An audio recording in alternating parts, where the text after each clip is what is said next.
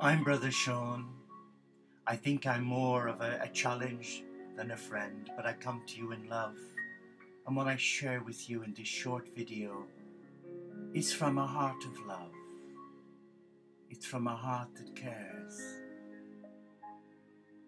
And I'm guided to challenge you, to ask yourself, who are you? Embracing the real you. So let's begin. Who am I? And why am I here? The key to knowing the true self is the key of humility. That's my opinion. Because if you have the courage to come before the Supreme Father, Mother God, give religion and dogma a wide berth. Please put it on the wing, in the wings, and just come to this one-to-one. And as you quietly sit or kneel or stand, use your gift of free will and call on the Supreme, the company of heaven, whoever your guides are, whether it's the Lord Buddha, Vishnu, Ganesh, Krishna, Shriji Moy, Francis, Jesus. Call on them and ask them to come to you. And if you have the courage to sit and be still and listen, then you will be amazed. Come to it with no expectations. Come to it openly, lovingly, freely. And ask your higher self to point you in the right direction of who you truly are, to face your greatest fear, to face your twin. I believe we all have a twin. Some people have triplets. They have one who lives in crisis, the other who's unsure, and the other is the child of God. Which are you? For many years, I guess I must have had a quadruple personality. But today, there's only one. And that one faces my true identity. I face my greatest fears through the eyes of love. And when my back is to the wall, and trust me, it is most days, I just surrender to love and remind myself that I am not alone in this, that I have the company of heaven by my side, that I just have to ask and help will be sent. And today, many of God's beautiful children are dancing to a different tune. Many are dancing to the tune of ego, I love me, who do you love? But what is love? What is love? Well, love for me is an invitation to embrace selfless love, a love that is compassionate and free. Forgive the dogs, the postman has just arrived.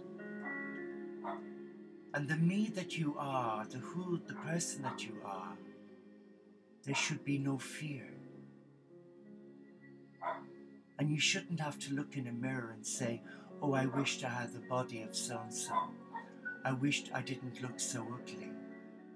If you are created in the image and likeness of God, then who you are matters, and what you look like and feel and see matters.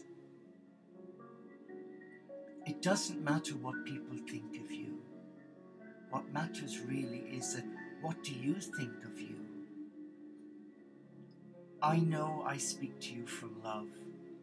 When people see me wearing the habit, some people are respectful, quite a few are challenged, and some people look at you or avoid looking at you, and you know in your heart when they've passed, that spiritual radar picks up, you disgusting person. You represent religion. I don't. I won't. I could never represent religion. I represent a simple way of living, in the footsteps of Francis of Assisi. But my role model is the barefoot Galilean, and my teachers, the Lord Buddha, Vishnu, Ganesh, Krishna, Mia Baba, Sri Chinmoy, to name but a few. Because they found who they were, they honored who they were, that they had a job to do, but they didn't do it under sufferance, they did it through love.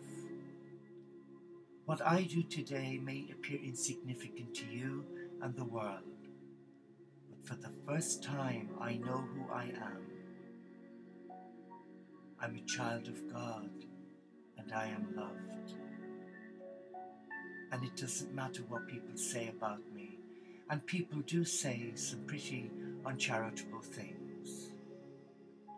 Who does he think he is? He's an arrogant so-and-so. He's a paedophile. He was sacked from nursing because of sleeping with patients. He was sacked from the monastery for sleeping with the monks. That is so untrue.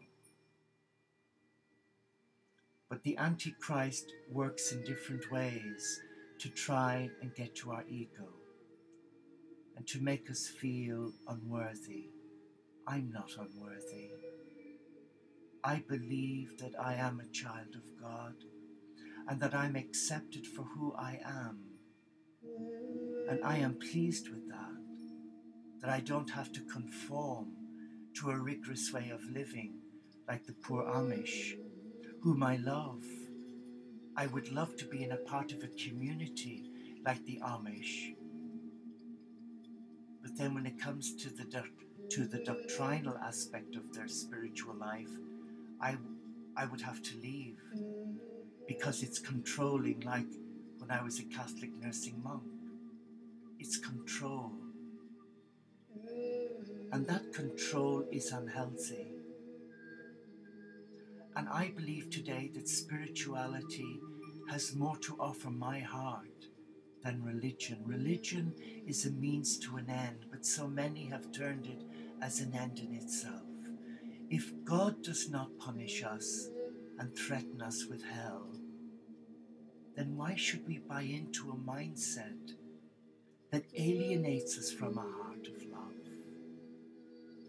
Do you truly believe that you are a child of God, a child of love, a child who is valued and respected? Do you really feel that? And if not, can I ask you why not? Why are you afraid? Come into your quiet place. Create a place of peace. Disconnect the phone and the mobile and the iPhone. Light a candle. Sit quietly. Use your gift of free will.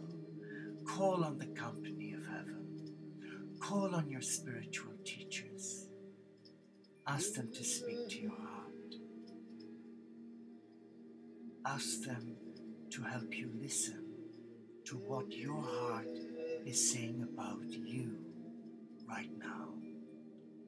Let me pray with you. Father, Mother God, I come before you and I bring my brother and sister who's watching this video, and I ask that through my voice you will release healing love into their heart, that they will know that you know them by name, that they will know that you love them for who they are.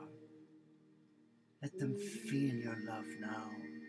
Let them visualize you putting your arms around them and caressing them. Give them the courage to let go of all the pain and hurt of their life.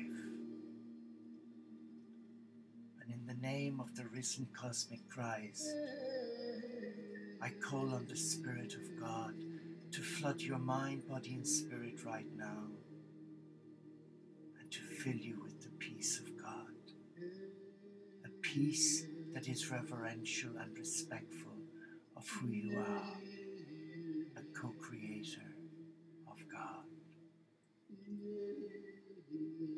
Amen. Namaste.